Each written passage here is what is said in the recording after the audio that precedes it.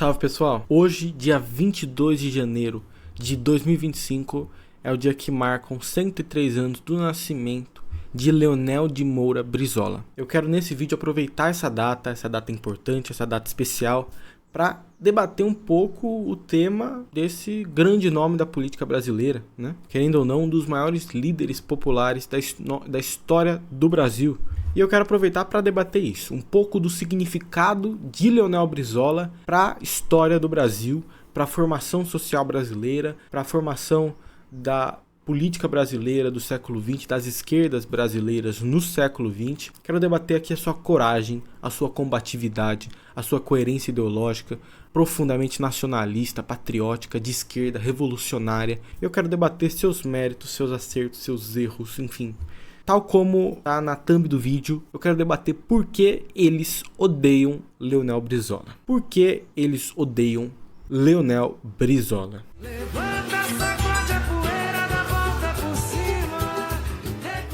Antes de qualquer coisa, eu quero dizer uma coisa. Veja, o Brizola ele tem muitos méritos, muito mesmo. É impossível eu falar em um vídeo só sobre tudo que precisa ser falado sobre Brizola, sobre toda a história do Brizola, todos os seus méritos, seus erros, seus acertos. Eu quero falar alguns dos seus méritos. Eu quero falar os principais, para mim, né, pessoalmente. O que é isso? O Brizola, ele foi herdeiro de uma tradição política que, quando ele pegou o bastão ali do trabalhismo, né?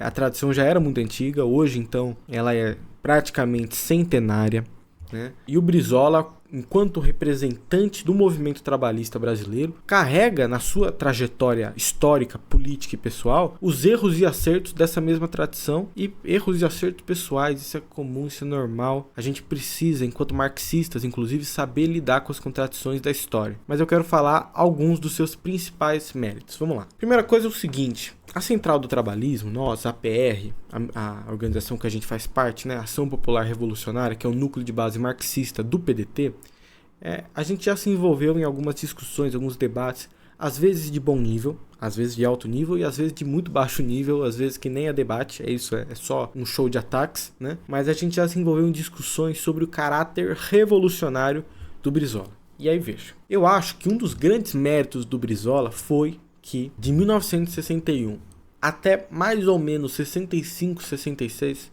o Brizola ele foi adepto de uma linha muito específica de nacionalismo revolucionário. Eu destrinchei esse tema aqui no canal, no vídeo Leonel Brizola e a Revolução Brasileira. Acho que esse é o tema, esse é o título, inclusive. Acho que o vídeo ficou bom, tá? Mas eu acho que o tema do nacionalismo revolucionário do Leonel Brizola tá muito bem resolvido, resumido, né, numa entrevista que o Brizola deu em 1964 na revista marxista Monthly Review. Eu quero botar aqui na tela essa entrevista, tá? Que eu acho que ajuda a entender um pouco o significado do Brizola nessa tradição do nacionalismo no Brasil e do nacionalismo mais especificamente revolucionário. Ele vai falar nessa entrevista, eu vou botar aqui na tela, sobre a necessidade da Revolução Brasileira, sobre o caráter, a natureza da Revolução Brasileira, que para ele seria socialista, sobre a necessidade de unidade entre os nacionalistas, entre os patriotas do Brasil. Enfim, ele vai dizer muita coisa ali, ele vai falar sobre erros do Partido Comunista, ele vai falar sobre o surto inflacionário, ele vai falar de muita coisa, ele vai falar de perdas internacionais. Eu acho que é uma entrevista muito importante dele, talvez a entrevista mais importante da história de Leonel Brizola. Então eu vou botar aqui na tela pra gente, enfim, debater, discutir e entender do que se trata, né? Ó, então aqui é uma página meio ruim, feita no WordPress, mas entrevista de Leonel Brizola, fevereiro de 64, ou seja, 2 meses antes do golpe, tá? Então é uma entrevista importante, 2 meses antes do golpe, não é qualquer coisa. Então 2 meses antes do golpe de abril de 64, Leonel Brizola foi entrevistado pela Monthly Review, revista que desde 1949 reunia a fina flor do pensamento marxista, com Leo Huberman, Paul Baran e outros. Eu não vou passar vergonha lendo aqui os nomes em inglês. Esta entrevista de Leonel Brizola constitui mais uma prova de que seu anti-imperialismo e revela como o pessoal da universidade aqui do Brasil o interpretou maldosa e equivocadamente como populista. A verdade era outra. Leonel Brizola foi um político socialista. Aqui é uma discussão que eu quero até trazer mais para o fim do vídeo, sobre o populismo latino-americano de esquerda, que não é como a grande mídia usa, como a universidade muitas vezes usa, um conceito deturpado, distorcido de populismo, né? Enfim, é um debate muito longo, não dá para finalizar em um vídeo, sequer em um livro, imagina em um vídeo, né? Então, mas é um debate importante. Mas vamos começar aqui a nossa entrevista. Aqui no início, então, ele vai falar um pouco sobre o processo inflacionário, ele vai explicar a origem do processo inflacionário enquanto um produto da pilhagem imperialista, nas palavras dele, tá? Eu vou pular um pouquinho, mas eu vou ler uma das respostas aqui. É como se o imperialismo tivesse colocado uma grande bomba de sucção em nosso corpo para poder sugar nosso sangue. Já que não podemos resistir, o imperialismo retira o sangue e injeta água no seu lugar. O dinheiro que é posto aí, que não representa valor real, é a água. E é assim que nós vivemos, mas o colapso virá, está se aproximando a passos de gigante. É aqui, ó, como ocorrerá o colapso. Aqui começa a ficar importante. Ele vai falar sobre uma coisa que a gente vai ver que ele acertou ali, né? Ele fez uma previsão muito boa, né? Pouco a pouco a situação está se tornando mais difícil de segurar. Em vista disso, as classes dominantes, apoiadas pelo imperialismo, estão se unificando para dar um golpe de direita a fim de estabelecer um governo de força, uma ditadura, seja ela escancarada ou disfarçada. Evidentemente seria difícil impor uma ditadura, pois já não é fácil enganar o povo. Nós estamos dispostos a lutar, estamos preparados, e isso será o começo da luta revolucionária pela libertação nacional. O exemplo de 61 mostra que o povo lutará junto com seus irmãos do exército, os sargentos, os cabos, os soldados e os oficiais nacionalistas. Quais são as condições necessárias para essa luta? Aqui o Brizola vai responder: organização e unidade. Nós tivemos problemas com os erros cometidos pelo Partido Comunista e por Francisco Julião. Devemos, no entanto, reconhecer que Julião possui o grande mérito, o Julião que depois viria a ser do PDT, né, fundador do PDT, possui o grande mérito de ter despertado o setor mais oprimido da nossa população, os trabalhadores rurais. E nós acreditamos que todos esses erros serão superados. Nós não somos anticomunistas, recebemos muito bem a todos os brasileiros patriotas que venham a lutar pela libertação de seu país. O problema latino-americano, veja só, tem de ser concebido como um problema de libertação nacional. Sem libertação nacional não podem existir reformas de base, porque não se resolve o problema da pobreza. Como o senhor pensa a revolução? Aí o Brizola vai responder: em primeiro lugar, precisa ter unidade de todos os patriotas. É imperativo que a revolução encontre soluções socialistas. E não é uma questão de escolher uma doutrina de um livro. Somente as soluções socialistas é que permitem a defesa dos povos contra o imperialismo. Essa parte aqui é uma parte mais simbólica. Você vê ali o que ele está pensando sobre a revolução, sobre a ideia de uma revolução socialista no Brasil, tá? E aqui embaixo eu acho que é importante para a gente ver como que a prática política do Brizola levou ele a pensar essa questão da revolução, né? Então, ó, você vai me perguntar como eu cheguei a essas conclusões. Na época que me tornei governador, eu era político convencional com todos os preconceitos habituais. Eu estava convencido de que bastava uma boa administração, trabalhar duro para melhorar a situação do povo em todos os setores. Mas eu vi que o povo trabalhava mais e melhor e, apesar disso, estava ficando mais pobre. Então eu tive a compreensão do problema da América Latina em conjunto. Depois, quando tomei determinadas medidas contra determinadas companhias que nos exploravam, eu vi diante dos meus olhos o problema da opressão imperialista. Olhe, é como se você e eu quiséssemos arrumar a mobília desta sala, mas alguém está carregando-a para fora. Aí chega uma hora que não há mais mobília para arrumar.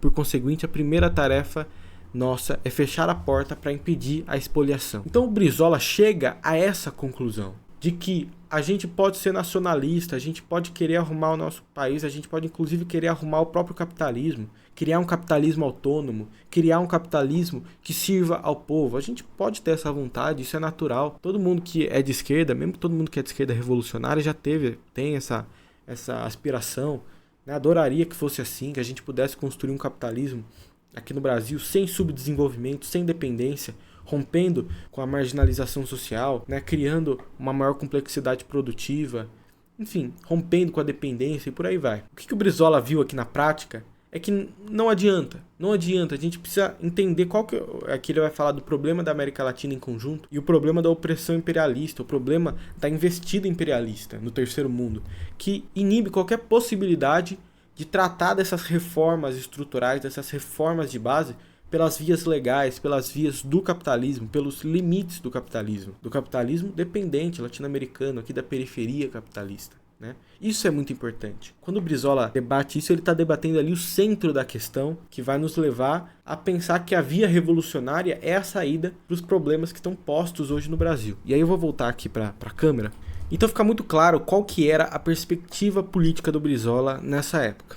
Da mesma forma que também fica claro logo depois, 2 meses depois, né, com o golpe empresarial militar, já que o Brizola fracassou, mas tentou organizar a guerrilha contra a ditadura militar. Então ele funda o chamado Movimento Nacionalista Revolucionário. Isso está muito bem explicado no livro Um Tempo Bem Melhor para Se Viver, do intelectual trabalhista Wendel Pinheiro. Então ele funda o Movimento Nacionalista Revolucionário, chegando a fazer contato com Ho Chi Minh para fazer essa organização, para entender das práticas da guerrilha, e organiza a guerrilha contra a ditadura. Um exemplo de guerrilha desse Movimento Nacionalista Revolucionário é a guerrilha do Caparaó, né, inspirada nos moldes da Revolução Cubana, né, que fracassou, enfim, e aí o Brizola vai amargar o maior exílio. O Brizola, ele é o político que mais tempo ficou no exílio aqui do Brasil. Tá? Então eu entendo que esse é um dos grandes méritos do Brizola, né, de Leonel Brizola, o seu nacionalismo revolucionário, do qual ele foi adepto. E aí eu acho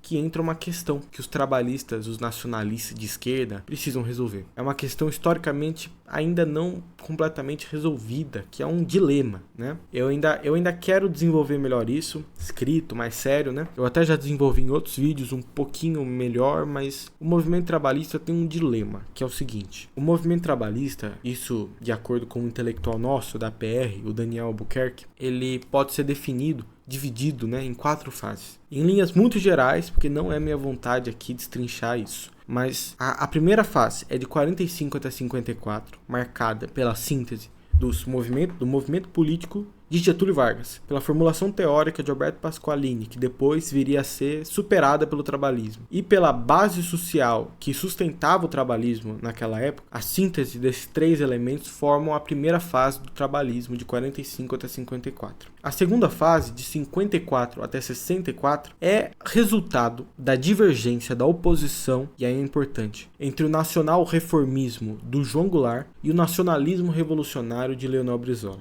Aqui, desde já, se inicia a superação teórica do pensamento de Pasqualini. Já a terceira fase, ela se inicia com a fundação do PDT, que estatutariamente é socialista, né?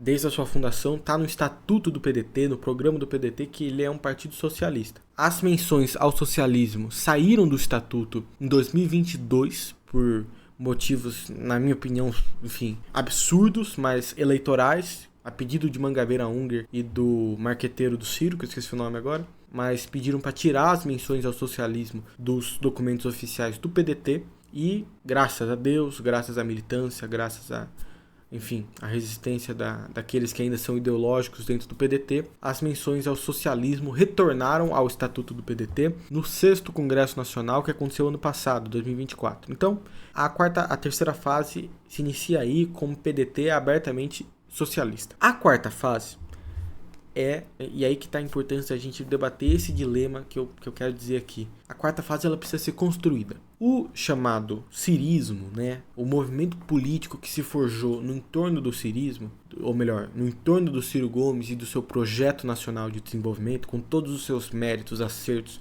eu mesmo votei, fui um eleitor, fui militante, é isso. Agora, esse movimento tentou, mas não conseguiu fundamentar essa quarta fase do trabalhismo. Sequer, na minha visão, esse setor pode ser considerado um setor do movimento trabalhista. Na minha visão, não pode ser considerado. E não logrou se tornar a quarta fase do trabalhismo. Isso é tema para outro vídeo. Mas a quarta fase, ela ainda há de ser construída. E aí veja. A primeira coisa é que quem examina essas fases com atenção, percebe que o trabalhismo cada vez mais se colocou historicamente à esquerda do espectro ideológico. E cabe a gente fazer um debate sobre o seguinte: o trabalhismo brasileiro, frente às contradições entre o interesse do capital e o interesse do trabalho, defendeu uma aliança entre os dois. Isso é muito claro ali com Getúlio Vargas, isso é muito claro com Jango, isso é muito claro com Alberto Pasqualini, isso é claro hoje em dia com Ciro Gomes. Isso é claro com outros nomes, né? Essa defesa de uma aliança entre os interesses do capital e os interesses do trabalho. Tem alguns vídeos aqui no canal sobre o tema. Na minha visão, não é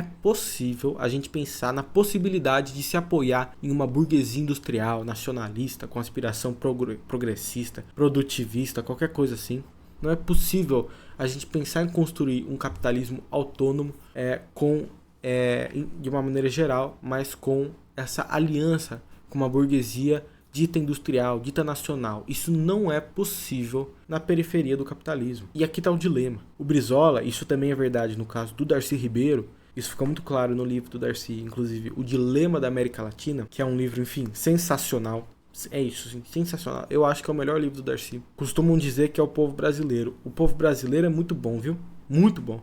Mas eu acho que o melhor é O Dilema da América Latina. Isso fica muito claro nesse livro. O Darcy, isso é verdade também pro Brizola, eles percebem que durante uma fase da vida deles, eles queriam fazer as reformas, né? Essas reformas pelas quais eles tanto lutaram, eles perceberam que elas não podem ser construídas nos limites do capitalismo dependente latino-americano. Isso fica muito claro na vida do Brizola e na obra do Darcy. Só o rompimento radical com a dependência e com o sistema capitalista pode romper também com o subdesenvolvimento. Essa é a conclusão que a gente tira daí. Isso está melhor debatido aqui no canal, no vídeo, por exemplo, o desenvolvimentismo e a necessidade da Revolução Brasileira. Tá aqui no canal, quem quiser ver, tá aqui no nosso canal. Essa coisa da fundação da quarta fase do trabalhismo, enfim, da inspiração no brizolismo revolucionário e radical, eu ainda vou desenvolver bem melhor isso, tá nos meus planos, né? Mas, enfim, deixa para depois. E aí, veja, eu faço uma comparação que é feita pelo Edmundo de Muniz, também um dos fundadores do PDT, um marxista notório, importantíssimo, tio do Muniz Bandeira, e ele faz uma comparação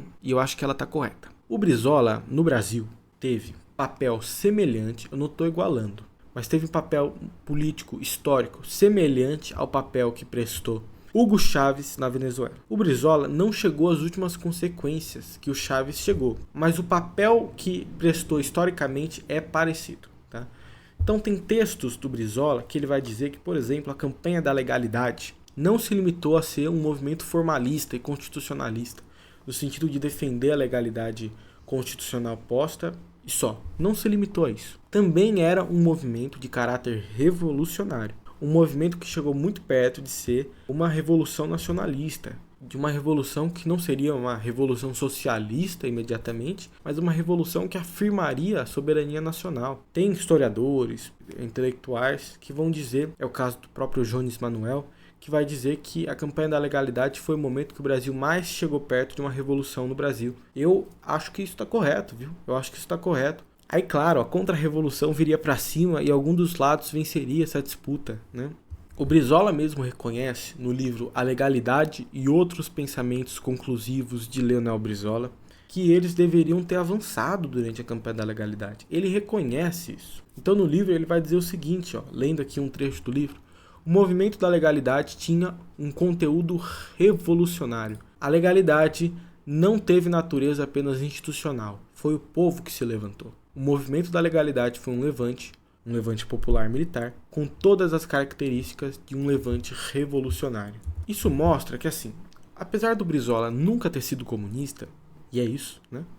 Ele era um reformista, em momentos da sua vida, um revolucionário, mas acima de tudo um patriota, que sabia que era latino-americano e entendia o que isso significava na sua prática política. Então o Brizola, ele não tinha ilusão nenhuma, com aliança com burguesia industrial, com burguesia nacional. Igual alguns trabalhistas, alguns autorreferidos trabalhistas, como é o caso do próprio Projeto Nacional de Desenvolvimento do ex-ministro Ciro Gomes, tem essa ilusão. E é um pressuposto básico de basicamente todo o movimento nacional desenvolvimentista. Né? O Brizola, ele foi um patriota, um nacionalista radical, que sabia que na América Latina, um projeto reformista não vingaria sem alto nível de mobilização popular, sem integração latino-americana, sem alto nível de conflito entre os interesses do capital e os interesses do trabalho, e não com aliança entre os interesses do capital e do trabalho. Alto nível de conflito. Isso mostra também que o Brizola, e aí entra outro grande mérito dele, carregava a convicção de que a luta pela soberania nacional e pelo socialismo está intimamente ligada com o anti-imperialismo. Não à toa, ele liderou a campanha da legalidade, né? O maior levante popular armado da história do Brasil, tá? Quando distribuiu armas de fogo para a população para combater o golpismo e garantir a democracia e a posse do trabalhista João Goulart. Mas da mesma forma, quando ele era governador do Rio Grande do Sul, antes de Fidel, antes de Che Guevara, né? Ele teve a coragem, a ousadia de expropriar bens dos Estados Unidos, combatendo o processo do que ele chamava de perdas internacionais, ou seja, o processo de expoliação internacional colocado em prática pela investida imperialista, né? Que é o grande, na opinião do Brizola, o grande problema do Brasil, a grande trava para o desenvolvimento nacional. Não é à toa que o Brizola, no exílio, vai ser a figura política que a CIA considerou a mais perigosa figura política do Brasil. Na América Latina, a segunda figura, atrás apenas de Che Guevara. Então veja, em uma época que a esquerda da América Latina inteira debatia a Revolução Cubana, porque é isso, a Revolução Cubana, ela teve uma característica muito legal, muito importante, que ela teve um eco no debate público latino-americano, que na prática confrontou e desmontou as perspectivas reformistas. Então teve um crescimento do movimento comunista muito grande. Nessa época em que a Revolução Cubana estava crescendo, se afirmava enquanto uma revolução socialista e que o Che Guevara era a figura mais perigosa do continente para a CIA, o segundo lugar era o Brizola. Essa é a grandiosidade de Leonel Brizola. Tá aí a questão, sabe? Isso é uma coisa assim inconcebível. Não é à toa que o Brizola vai morrer com a reputação destruída. O Brizola incomodou muita gente. Ele não se rendeu nem para os interesses do capital estrangeiro, das multinacionais, e muito menos para os interesses da nossa classe dominante nacional, que é uma classe dominante nacional, mas que é apátrida, que é uma classe entreguista, que é desumana. E o Brizola jamais deixou de considerar essa elite, essa burguesia interna, enquanto uma burguesia apátrida, uma burguesia nacional que é antinacional, que é uma sócia menor de interesses estrangeiros. Isso também está muito na obra do Darcy Ribeiro, né? No final das contas, essas mesmas classes dominantes conseguiram impor ao nosso país o projeto entreguista delas. Infelizmente, venceram o Brizola. E é disso que se trata, assim, né? Esse projeto consiste basicamente em acabar com a Era Vargas, no sentido de acabar com, primeiro, o arcabouço industrial, a complexidade produtiva e econômica do Brasil, e, em segundo lugar, com a legislação trabalhista, que protege os trabalhadores da superexploração do trabalho, né? Conceito pensado pelo Rui Mauro Marini. Esse projeto que eu estou falando, ele tem nomes representantes. E esses representantes, veja, eles estão tanto na esquerda quanto na direita. Isso é um ponto. Golbery, Lacerda, a ditadura em si, mais pra frente, Fernando Henrique Cardoso. São nomes da direita desse projeto oligárquico, um projeto que foi derrotado em 32, por exemplo. Na ala de esquerda, entre aspas, desse projeto, isso o meu amigo Alexandre Vasilenskas vai debater muito bem, tá o PT, que nasce para se opor ao populismo de esquerda trabalhista, à esquerda trabalhista radical e ao próprio comunismo, né? Que entre erros e acertos estava na direção de construir um Brasil autônomo, um Brasil socialista, um Brasil soberano. O PT nasce para se opor a esse projeto e para ser a ala de esquerda desse projeto oligárquico que queria acabar com o legado positivo do trabalhismo, né? E aí está um dos grandes méritos do Brizola. De novo, mais um grande mérito dele. Frente a essa esquerda que representa um projeto neoliberal, um projeto oligárquico, um projeto de destruição do legado trabalhista, o Brizola, ele representou um projeto de esquerda combativa, um projeto de esquerda revolucionária, que significa basicamente não deixava suas pautas de lado. Ele insistia nas suas pautas máximas. Hoje a gente está aí com uma esquerda, como o professor Vladimir Safatli chama, e aí você entrar em um debate sobre a obra do Safatli. Tá? Eu gosto muito do Safatli, eu gosto muito de ler ele. Eu tava lendo agora aqui, ó, A Esquerda que Não Teme Dizer Seu Nome, é livrinho dele. Então eu gosto muito da obra dele, também tenho críticas, acho que ele erra quando ele analisa o populismo latino-americano, Então, por exemplo, não dá para comparar o peronismo com o petismo. É isso, sim. E ele compara. Então eu discordo dele em uma série de coisas, mas ele é um cara, ele é um puta de um intelectual, sim, muito bom mesmo. É isso. Mas ele tem uma contribuição muito boa no debate sobre a morte da esquerda. Uma contribuição não, né? Ele inaugura esse debate sobre a morte da esquerda brasileira. E o que significa essa morte? Para o Safatli, ele é uma esquerda que largou seus princípios máximos de soberania popular, de igualitarismo radical, de maior intensidade democrática na democracia brasileira, do direito à resistência, por aí vai, sabe? O Brizola, ele representou todos esses princípios e jamais os deixou de lado por interesses eleitorais, interesses maiores, sujos, né? Então ele batia de frente com a Globo, todo mundo que conhece a história do Brizola lembra dele batendo de frente com a Globo na questão do sambódromo da Marquês de Sapucaí. Essa história é muito boa, vale um vídeo só pra ela. Mas basicamente a Globo torcia pro governo Brizola dar errado, né? E dizia que a Marquês de Sapucaí ia cair, ia dar errado, ia ter corrupção, não sei o que. Acabou dando tudo certo, né? Eles acusaram o Brizola de ser censurador, porque, segundo o Brizola, não era a Globo que tinha que ter o monopólio de transmissão do carnaval carioca. Chamaram ele de censurador. Ele acabou vencendo na justiça, a Globo, e o Cid Moreira, que faleceu agora há pouco, teve que ler ao vivo uma carta-resposta do Leonel Brizola. Essa história é foda. Então o Brizola, ele batia de frente com a Globo, ele batia de frente com o PT, batia de frente com os tucanos, com a UDN lá atrás, com o Fernando Henrique, batia de frente com todo mundo. Não tinha essa conciliação que tem aí hoje, que concilia não para favorecer os interesses da classe trabalhadora, mas para favorecer interesses eleitorais, interesses muitas vezes sujos, no sentido corrupto mesmo, né? Enfim, e tá aí, né? Nossa esquerda hoje que a gente conhece muito bem. Então, o Brizola, ele batia de frente com essa visão. E hoje, no governo Lula 3, isso é muito importante. Porque ele batia de frente com essa visão de que ou é revolução socialista, ou é entregar tudo pro mercado. Ou é entregar tudo pro baronato, pro rentismo, sabe?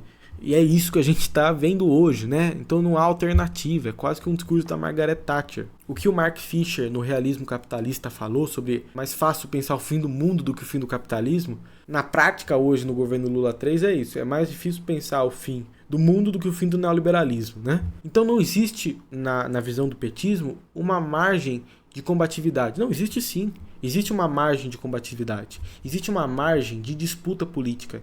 Existe uma margem de disputa da correlação de forças.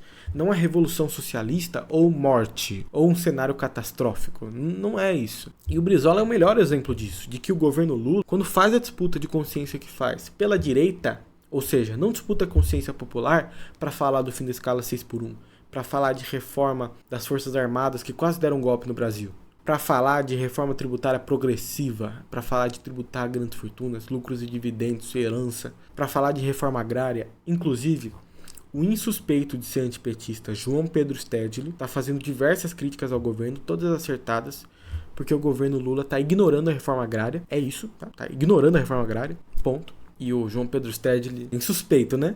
Eu acho até que ele é filiado ao PT, não sei disso, mas eu acho que ele é. Enfim, para falar de um programa que aumente a complexidade produtiva do Brasil, que reindustrialize o Brasil e que mude a posição do nosso país na divisão internacional do trabalho, onde ele se coloca hoje de maneira subordinada, né? Isso explica muito bem a própria teoria marxista da dependência e o Rui Mauro Marini, né? Então, por exemplo, o novo PAC é majoritariamente investimento privado, bicho. Isso tá errado. Isso está muito errado. E eu aprendi que tudo tem um interesse de classe por trás. Isso é para favorecer interesse. Isso é para favorecer interesse do grande capital, da especulação imobiliária, do latifúndio, do rentismo, do imperialismo, etc. E aí, para finalizar, já que o vídeo tá grande, né, eu acho que o Brizola, ele nos dá os elementos necessários para formularmos uma definição do que deve ser o trabalhismo brasileiro no século XXI. Então, a defesa da legislação trabalhista contra a superexploração do trabalho, o nacionalismo revolucionário que garanta a soberania nacional, a oposição radical ao neoliberalismo de esquerda, de direita, o que for, a defesa do socialismo e muito mais define o brizolismo, né? E é isso que precisa ser urgentemente retomado pelo movimento trabalhista.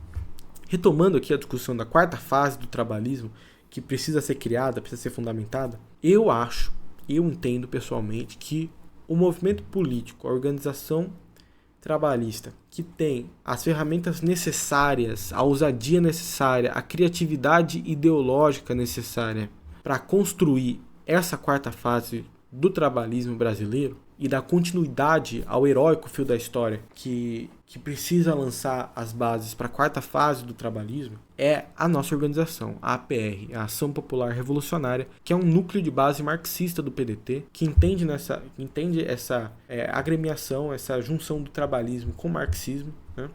É um movimento irremediavelmente revolucionário, assentado no marxismo-leninismo e de oposição ao nacional-reformismo, que já demonstrou seu fracasso. Aproveito para retomar aqui, para relembrar as palavras de Manuel Dias, nosso presidente da Fundação Leonel Brizola, que costuma dizer nos seus eventos, nas suas lives, encontros, rede social, enfim, costuma dizer que o trabalhismo brasileiro, quando ele se organiza no PDT, existia um grupo de pessoas ali que achava que o PDT não deveria ser legalizado, né? Que se fosse legalizado, ele iria acabar aceitando a democracia liberal, a democracia burguesa, que ia acabar legitimando a democracia burguesa. O Manuel Dias, ele diz que não era isso. Não é disso que se trata. O PDT está aí, está organizado legalmente para organizar os trabalhadores. E é disso que se trata. É esse PDT que a gente quer retomar aqui na PR. Te convido, se você se identifica com a causa, a vir para a PR, tá? Na descrição de todos os vídeos a gente tem o Linktree da PR, com o link de filiação, então é só olhar aqui na nossa descrição. É isso, quero muito agradecer a quem assistiu até aqui, dizer que essa data é especial, 103 anos de Leonel Brizola. Olha, esse aí é um cara que faz falta. E, enfim, os aspectos que eu mencionei aqui, a política brasileira não mais assiste ninguém com essas características. É isso, absolutamente ninguém. E faz muita falta para a nossa trajetória do trabalhismo. E cabe a nós, a militância socialista, trabalhista, reconstruir, né, ou melhor, construir a sua quarta fase, né, a continuidade do fio da história do trabalhismo brasileiro, com uma inspiração máxima em Leonel Brizola. É isso, muito obrigado quem assistiu até aqui. Sigam as redes sociais da Central do Trabalhismo, sigam as minhas redes sociais, sigam as redes sociais da PR. E vamos com tudo, que 2025 é o ano da Central do Trabalhismo, hein? Vamos pra cima, muito obrigado e até a próxima. Abraço.